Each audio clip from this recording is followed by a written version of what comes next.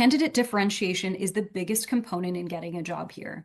If you landed an interview, it's because what's actually in your transcript and what's on your resume puts you in a pool of sufficiently competitive candidates. But the metrics change completely from when you land an interview to how you get hired.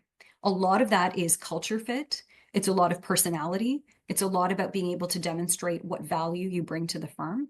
And it must be done in a way that does not appear to be a hard sell. Toronto firms especially do not like candidates who come in and simply say, I can do this and this. I have this on my resume. I won this. It's really about, are you down to earth? Can you be collegial? Do you understand how to work well with others? And despite being individually very successful, can you adjust your disposition? Can you adjust your behavior in a way that recognizes everybody who got hired as a superstar? Finally, firms are increasingly looking at additional complementary skill sets beyond just the basics of doing well in your grades and doing well with extracurriculars. If you've had a previous career and you bring a wealth of knowledge and experience from a different industry, that's interesting to them. If you have a combined degree, like you did a JD MBA, or you've done a JD MA, or you had a previous master's degree, that's interesting to them. If you've had to overcome a number of obstacles in order to get to law school that gave you life experience, those are things firms look for. The idea here is that it gives a candidate maturity and life experience. You are about to enter the big leagues.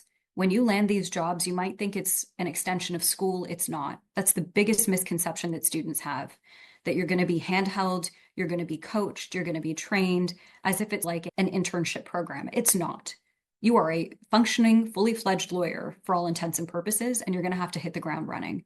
So people who have had previous experience in a corporate work environment, people who have had to figure things out for themselves because they weren't handed opportunities, people who have matured through other degree programs and come with a dynamic or diverse perspective on how to problem solve are all going to be assets to a firm. The one thing firms are doing less and less of is they don't want to invest in training and development through this hand-holding method. So the reason I'm telling you this is because part of what you have to advertise through this interview process is you're not the candidate who's going to be a liability. That by virtue of your extracurriculars, by virtue of your work ethic, by virtue of your life experience, by virtue of potential other degrees or complementary skill sets, or even as a mature student with a past career, you are somebody who's going to be able to maturely enter a professional adult work environment and take full accountability and responsibility for the work that you produce.